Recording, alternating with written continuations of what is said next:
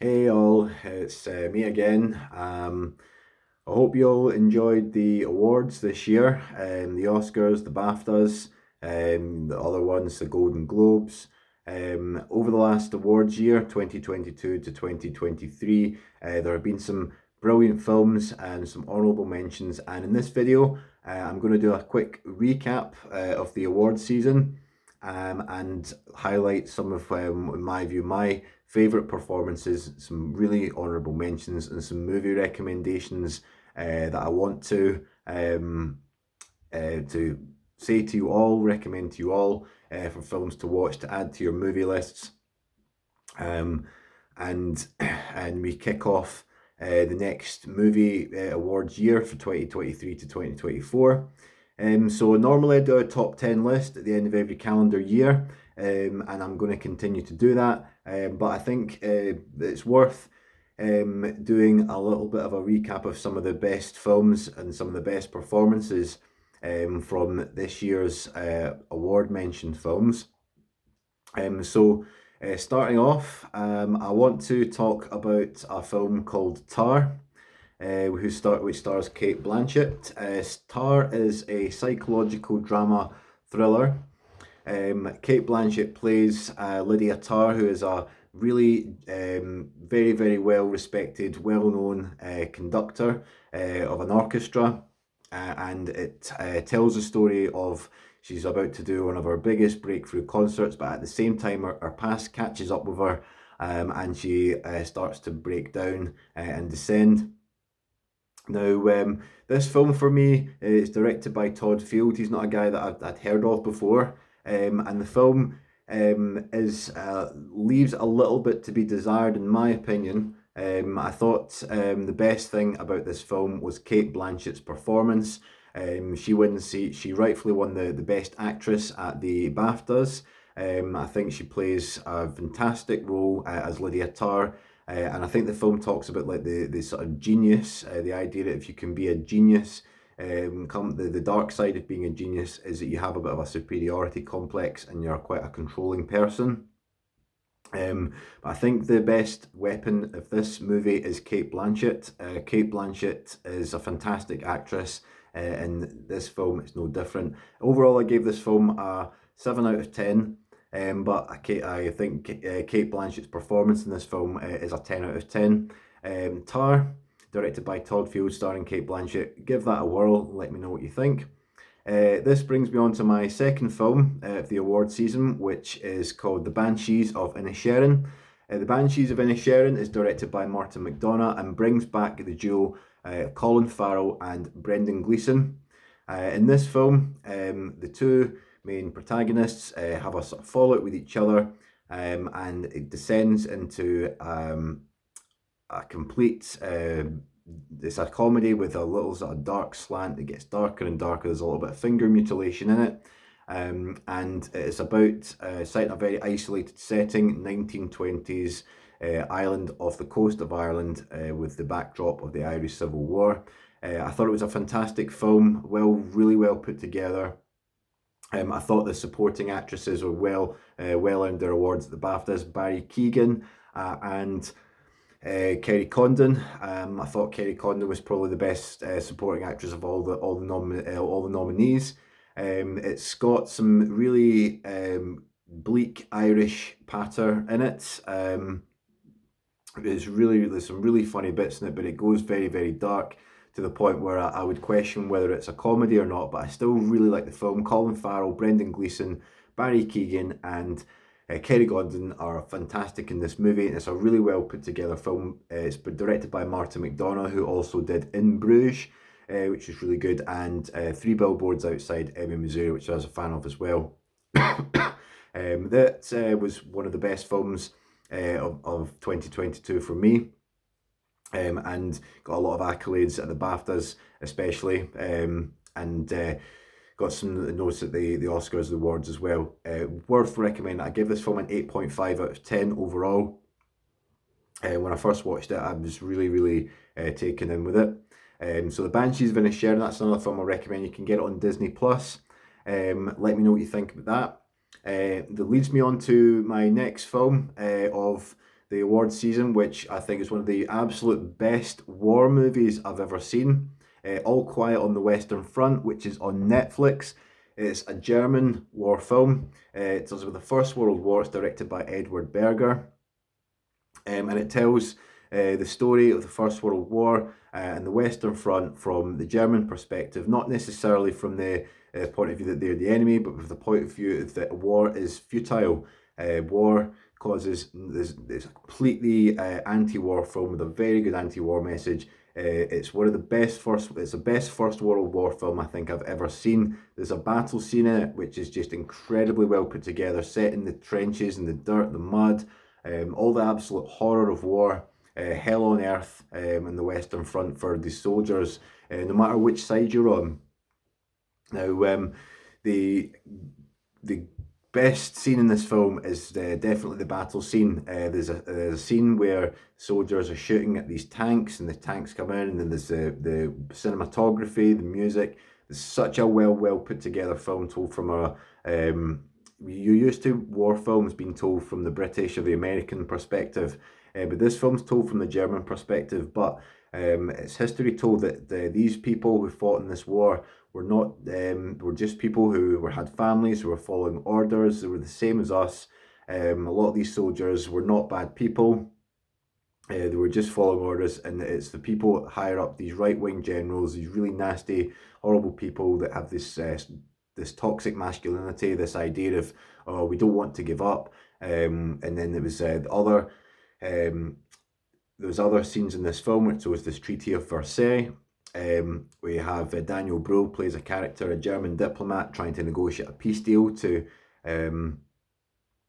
help save lives and prevent more loss of life. But this film, All Quiet on the Western Front, if I had watched this in 2022, it would have made my top 10 list. I watched it in 2023, and it was won the best film at the BAFTAs, and it won best international film at the Oscars. It won several awards at the BAFTAs, and I think it was worthy winners.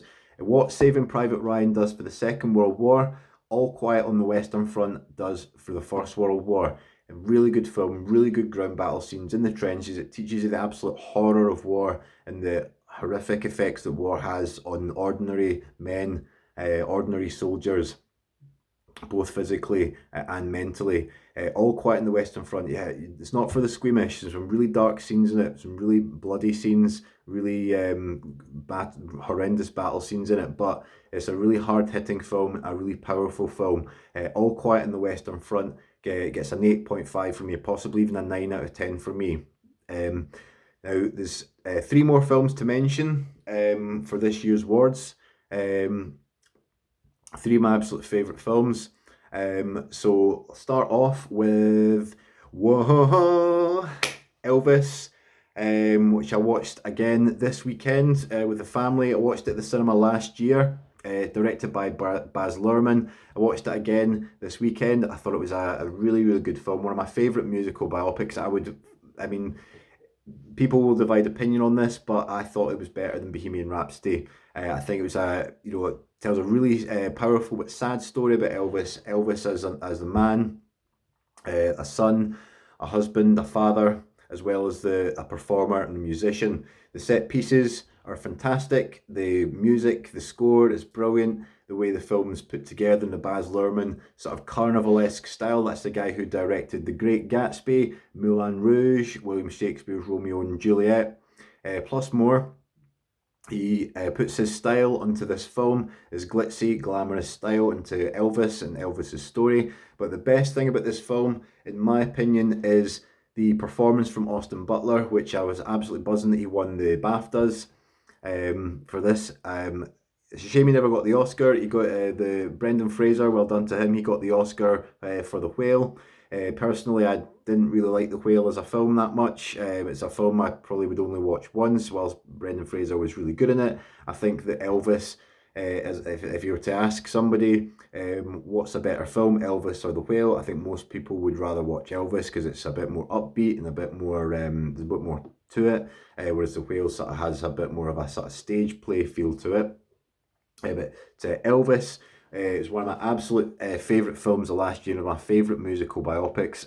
Austin Butler, I'd never heard of him before, and he sounds like Elvis. Rather than sounding like an Elvis impersonator, he sounds like the man himself. So a really good performance and a really well directed, really good film.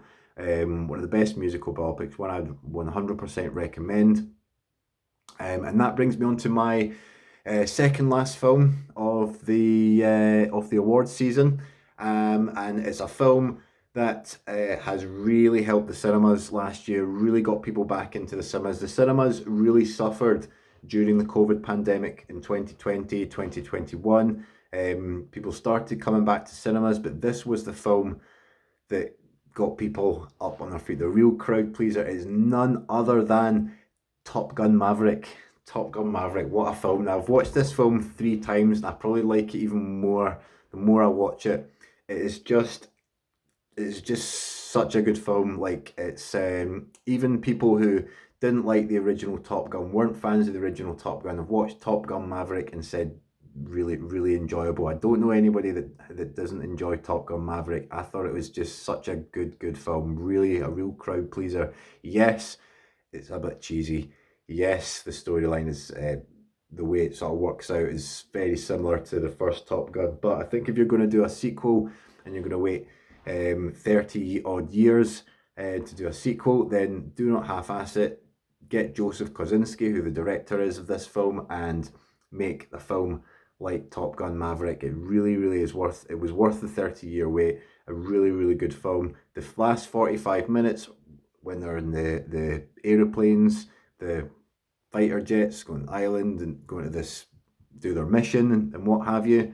It's one of the best scenes, I think, of last year. And Top Gun Maverick is just, I would have been absolutely buzzing if this film had won Best Picture, I must say, because it's such a crowd pleaser, and such a film that people who like all types of genres of film really, really enjoy Top Gun Maverick, and it's a film that got people back in the cinema. So Top Gun Maverick, if you haven't got round to seeing it yet, put that on your list, and let me know what you think. It's a fantastic film. I gave it an 8.5 initially. I'd probably give it a 9 out of 10 actually. Which leads me to my last film of this video, and it is none other than the Best Picture winner, Best Actress, Best Supporting Actress, Jamie Lee Curtis, Best Actress, Michelle Yeoh, Best Supporting Actor, Ke Huy Quan. It's Everything, Everywhere, All at Once, which you can watch on Amazon Prime for free. I watched this film back in May. It was visually mind-blowing. It was completely off the wall, completely out there, but I absolutely loved it. I did not think, though, at that time that it would be considered for these sort of awards, and I'm really pleased that it's won Best Picture, because it's something, because exactly what I've said, that it's a completely different film. In this movie, um, uh, Michelle Yeoh plays Evelyn Wang, who's works in a laundrette. She owns a laundrette with her family and has typical family issues. She has issues with her daughter, and she's got a teenage daughter, family stuff, all that kind of thing. And then her husband from another dimension turns up and says that she must save the universe, that there's this evil that's going to destroy all these different worlds. And there's some really amazing action sequences and some really mind-blowing visuals, completely off-the-wall visuals. It is a film that's different. There's no other film that I can think of that I can compare Everything Everywhere All at Once to. Yes, Marvel do their take on the multiverse, which I'm not a big fan of. But Everything Everywhere All at Once is the multiverse done right. I give this film also a 9 out of 10. It's probably one of my favourite films of the last awards year. So the films I've mentioned, all ones I'd recommend if you haven't seen them already. Let me know what you think. Everything Everywhere All at Once, a worthy Best Picture winner. Really, really pleased that won it. All the films that I've mentioned in this video are worth a watch, worth a try.